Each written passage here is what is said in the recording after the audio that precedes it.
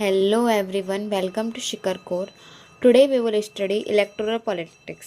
Topic assembly election in Haryana. आज हम पढ़ेंगे topic assembly election in Haryana. आज हम पढ़ेंगे हरियाणा में किस तरीके से यहाँ पे इलेक्शंस होते हैं, कौन सी पार्टी होती है, कौन सी पार्टी आती है, ये सारी चीज़ों के बारे में हम बात करेंगे। सबसे पहले हम बात करते हैं बैकग्राउंड की कि हरियाणा के अंदर बैकग्राउंड कैसा था। Haryana was ruled by the Congress party since 1982। Haryana जो था वो रूल्ड हो रहा था किससे? कांग्रेस पार्टी से। कब से? 1982 से। ठीक है। People were becoming unhappy with the government, और जो लोग थे ना वो बहुत ज़्यादा अनहैप्पी हो रहे थे। किससे? गवर्नमेंट से। मतलब लोगों को पसंद नहीं आ रही थी गवर्नमेंट कांग्रेस की। तो अब यहाँ पे क्या होता है, Devilal and opposition leader started a movement call न्याय युद्ध। अब यहाँ पे देवीलाल होते हैं जो कांग्रेस के अपोजिशन पार्टी के होते हैं, अपोजिशन लीडर होते हैं वो। ठीक है। वो एक मूवमेंट स्टार्ट करते हैं जिसका नाम था न्याय युद्ध। अब ये क्या था? स्ट्रगल फॉर जस्टिस, मतलब न्याय के लिए संघर्ष। इन्होंने ये जो है मूवमेंट यहाँ पे स्टार्ट किया। ठीक है। और he formed a new party called Lokdal and joint other opposition parties. और इन्होंने एक न्यू पार्टी फॉर्म करी जिसका नाम था लोकदल। ठीक है। And joint other opposition parties, और इन्होंने ज्वाइंट भी करी अदर और अपोजिशन पार्टीज को, मतलब इन्होंने एक अलायंस भी बनाया। अब यहाँ पे इलेक्शंस कैंपेन्स होते हैं। ठीक है। Devilal promise that if his party won, Devilal ji ने प्रॉमिस किया था कि अगर इनकी पार्टी जीतेगी तो ये क्या क्या करेंगे। ठीक है। कुछ कुछ इन्होंने प्रोमिस दिए लोगों को जिसकी वजह से जो लोग होते हैं वो अट्रैक्ट होते हैं वोट देने के लिए। Farmers loans would be waived, और जो फार्मर्स का जो लोन है ठीक है उससे माफ़ किया जाएगा।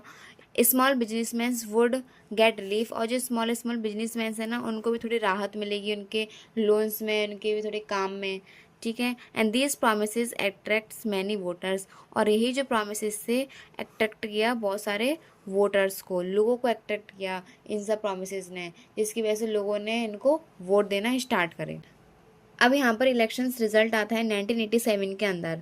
अब इसमें क्या क्या होता है, elections were held for 90 seats in the Haryana assembly. Elections होते हैं हरियाणा के अंदर 90 सीट्स के लिए।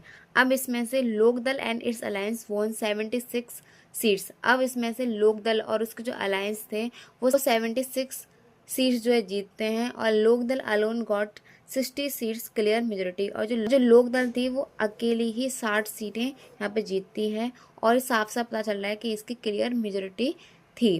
कांग्रेस वोन ओनली 5 सीट, और यहाँ पे कांग्रेस सिर्फ और सिर्फ 5 सीटें ही जीतती है इन हरियाणा। फॉर्मेशन ऑफ गवर्नमेंट, अब यहाँ पे गवर्नमेंट का फॉर्मेशन होता है, सरकार बनती है। कैसे? आफ्टर रिजल्ट, रिजल्ट के बाद the chief minister from Congress resigned, जो चीफ मिनिस्टर होते हैं कांग्रेस के वो रिज़ाइन देते हैं। MLAs of Lokdal choose Devilal as their leader, और जो एमएलएज होते हैं लोकदल के वो देवीलाल जी को चूज़ करते हैं अपने लीडर्स के रूप में। The governor invited him to become chief minister, और जो गवर्नर होते हैं हरियाणा के वो इनवाइट करते हैं किसको? देवीलाल जी को। क्या बनने के लिए? चीफ मिनिस्टर बनाने के लिए। Devilal become the new chief minister of Haryana, और यहाँ से देवीलाल हैं वो यहाँ से नए चीफ मिनिस्टर बनते हैं हरियाणा के। आफ्टर कमिंग इनटू पावर, अब पावर में आने के बाद कौन? लोकदल पार्टी पावर में आने के बाद his government waived loans for farmers and small businessman. अब इनकी गवर्नमेंट ने जो प्रोमिस किए वो उन्होंने फुलफिल करे। ठीक है। इन्होंने बोला कि हम फार्मर्स के लिए लोन माफ़ करेंगे, इन्होंने किया। स्मॉल स्मॉल बिजनेसमैन जो लोग थे उनको रिलीफ देंगे, इन्होंने वो भी किया। His party rule for 4 years, और इनकी पार्टी ने रूल किया 4 ईयर्स के लिए। ठीक है। अब नेक्स्ट इलेक्शंस होते हैं 1991 के अंदर। अब आप बोलोगे कि रूल तो करते हैं 5 ईयर्स के लिए, पर इन्होंने 4 ईयर्स के लिए क्यों किया? नहीं, देखो जो टाइम पीरियड था जो नेक्स्ट इलेक्शन तक ही इन्होंने रूल किया, पर लगभग वो 4 साल ही थे, इसलिए यहाँ पर 4 साल बोला गया है। ठीक है। रूल उन्होंने नेक्स्ट इलेक्शंस तक ही किया 1991 तक। लोकदल लॉस्ट पॉपुलर सपोर्ट, अब जो लोकदल पार्टी थी जो सपोर्ट्स में जीती थी, ठीक है, अब वो यहाँ पर 1991 के अंदर अपने सपोर्ट जो है खो चुकी थी। लोगों ने उसको सपोर्ट करना बंद कर दिया। कैसे? Congress one again and form the government, अब यहाँ पे कांग्रेस दोबारा से जीतती है और अपनी सरकार बनाती है हरियाणा के अंदर। देखो लोगों ने ऐसा क्यों किया?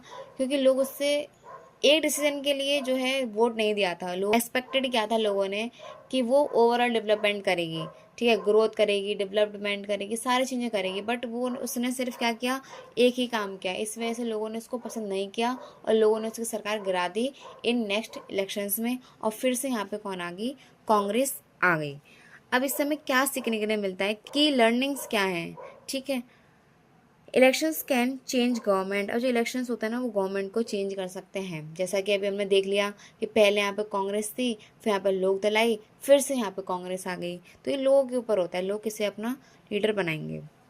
People vote based on promise and performance. जो लोग वोट देते हैं किसके बेसिस पर देते हैं, प्रोमिस के, परफॉर्मेंस के।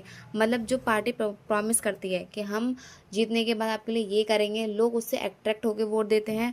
और परफॉर्मेंस के, कि लोग एक बार ना देखते हैं पूरे टाइम पीरियड में कि सरकार ने हमारे लिए क्या क्या किया, सरकार कैसी थी। अगर उनको अच्छी लगती है तो वो उसको दोबारा ले आते हैं, और उनको अच्छी नहीं लगती है तो वो उसको रिमूव कर देते हैं, ठीक है। The party with majority forms the government. और जिस भी पार्टी की यहाँ पे मेजोरिटी होती है, सबसे ज़्यादा जो वोट्स होते हैं, वही यहाँ पे सरकार बनाती है। लीडर्स मस्ट फुलफिल प्रोमिस और दे लॉस सपोर्ट लेटर। लीडर्स को ना यहाँ पे जो प्रोमिस होते हैं ना, वो हमें फुलफिल करने ही पड़ते हैं। अगर वो हमें फुलफिल नहीं करेंगे तो वो अपनी सपोर्ट को यहाँ पे खो देंगे लोगों की, ठीक है। आई होप आपको ये वीडियो अच्छी लगी हो, समझ में आया हो। लाइक करें, सब्सक्राइब करें, and thank you so much.